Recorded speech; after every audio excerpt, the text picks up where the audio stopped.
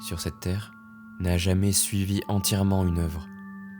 Une série, une saga, un dessin animé, ou toute autre chose qui renferme un univers entier. Parfois, on lance un programme un peu au pif pour faire passer le temps qui passe, et on se retrouve 10 ans plus tard surexcité devant le dernier épisode. Celui qui va mettre fin à tout un imaginaire que l'on s'est créé dans notre tête depuis des années. Celui qui va confirmer ou non les milliers de théories que l'on s'est imaginées. À ce moment précis, on n'a qu'une attente. Celle que, peu importe le chemin pris par la fin, nous ne serons pas déçus par celle-ci. Beaucoup d'œuvres iconiques se sont terminées en décevant leurs fans, et certaines sont encore debout depuis des dizaines d'années. Chaque nouvelle histoire, chaque épisode nous rapproche toujours plus de la fin. Du moins, c'est ce qu'on imagine. Peut-être que certaines histoires n'auront jamais de fin. Dans ce dossier, je vais évoquer l'une des œuvres qui contient la fin la plus attendue de notre génération. One Piece. En premier lieu, un manga. En second lieu, un animé. Et derrière, tout un tas de films d'animation. Inutile de vous raconter l'histoire que vous connaissez déjà tous. Le personnage de Luffy au chapeau de paille est connu dans le monde entier. Derrière la plume qui a créé un tel personnage, il y a un mangaka du nom de Eiichiro Oda. Un homme japonais qui a disparu des médias depuis plus de 10 ans, souhaitant préserver son anonymat et sa famille. Tout a commencé le 19 juillet 1997. Le chapitre 1 de One Piece voit le jour dans le Shonen Jump, un magazine compilant différents chapitres de manga, tous labellisés comme étant des shonen, une catégorie qui englobe des mangas d'action avec des batailles guidées par un rêve profond.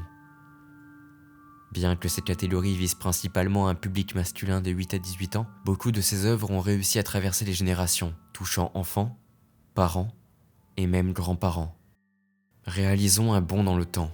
Le manga One Piece s'est largement popularisé, se plaçant dans le Big Three des mangas aux côtés de Naruto et Bleach. Ces deux-là se sont d'ailleurs terminés, laissant place à des nouvelles œuvres, et ne laissant que One Piece sur le podium des mangas les plus vieux, les plus vendus, et étant toujours en activité. Cela fera bientôt 30 ans que l'aventure One Piece s'est dévoilée au public. L'œuvre se rapproche de sa fin. Du moins, c'est ce que tout le monde pense. Après tout, cela fait plus de 10 ans que l'auteur annonce qu'il ne reste que 5 ans avant la fin du manga. Cette fin est inconnue du grand public. Seules quelques personnes choisies par Eiichiro Oda lui-même sont dans la confidentialité. Cela fera bientôt 30 ans donc que les fans élaborent des théories sur cette fameuse fin. Et récemment, un indice a été laissé par l'auteur. Il se trouve que Eiichiro Oda a écrit la fin sur un papier, qu'il a ensuite enfermé dans un coffre, jeté quelque part dans l'océan. La logique voudrait que ce coffre ne soit jamais retrouvé. Après tout, les fonds marins sont vastes. Le fond de la mer est inaccessible.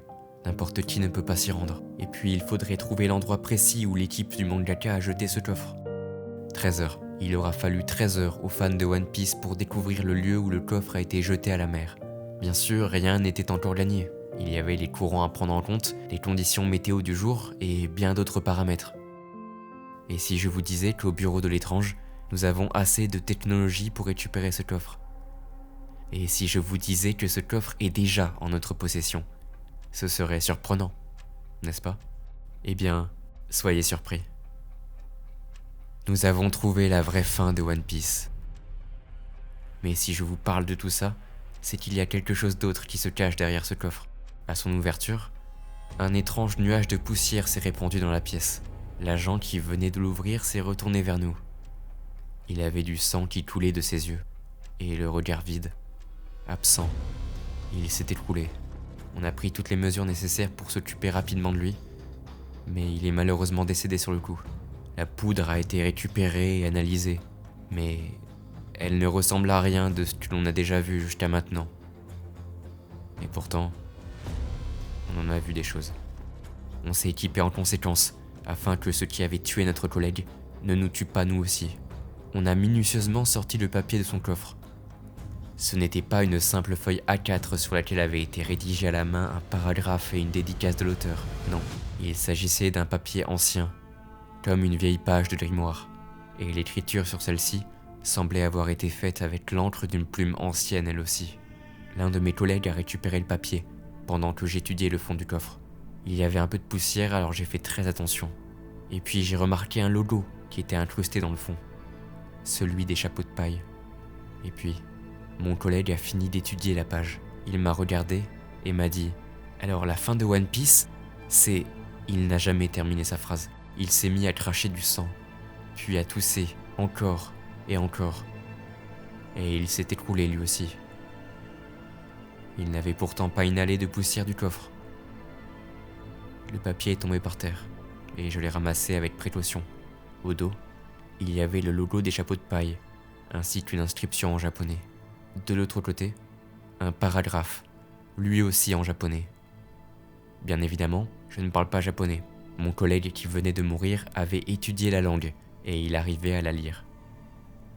Et c'est par la suite que j'ai compris tout le mystère qui entourait ce coffre. Je n'ai impliqué aucun autre agent dans l'affaire. On venait d'en perdre 2 et j'étais moi-même exposé. Alors il fallait arrêter les frais. J'ai pris toute la responsabilité de ce mystère sur mes épaules. J'ai analysé le paragraphe et l'inscription au dos. Je connais désormais la fin de One Piece.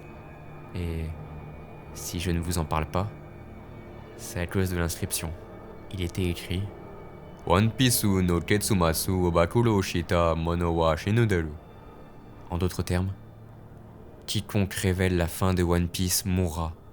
Mon collègue avait dû lire d'abord le paragraphe et n'avait pas eu le temps de tourner la page pour voir l'indication. Et il en avait donc fait les frais.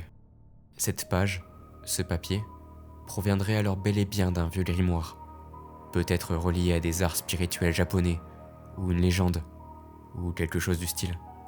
Mais en tout cas, cette règle est façonnée pour que personne ne puisse révéler la véritable fin. Cette fin qui est pour le moins surprenante. Mais alors pourquoi Pourquoi avoir envoyé ce coffre maudit dans l'océan? Un coup de communication pour rendre le manga encore plus populaire? Peut-être. Cette poussière mortelle inconnue? Cette règle nous forçant à ne rien pouvoir dire? Il est clair que l'idée de jeter la fin de One Piece dans l'océan n'était pas celle de l'auteur lui-même. Peut-être même que cette fin n'est pas la fin qu'il avait d'abord écrite. Peut-être que quelqu'un d'autre est derrière tout ça. Je pourrais tout à fait vous partager la fin en prenant en photo le papier, mais je vais respecter la volonté de l'auteur et ne jamais la dévoiler. Elle restera dans ce vieux coffre, sous scellé dans l'une des salles d'archives du bureau, et peut-être que ce n'est pas plus mal. Au début, je parlais du fait que certaines fins déçoivent les fans de l'œuvre. Peut-être qu'il vaut mieux ne jamais connaître la fin. Laisser notre imaginaire la façonner avec nos propres envies. Après tout, toutes les histoires n'ont pas forcément de fin, pas vrai ?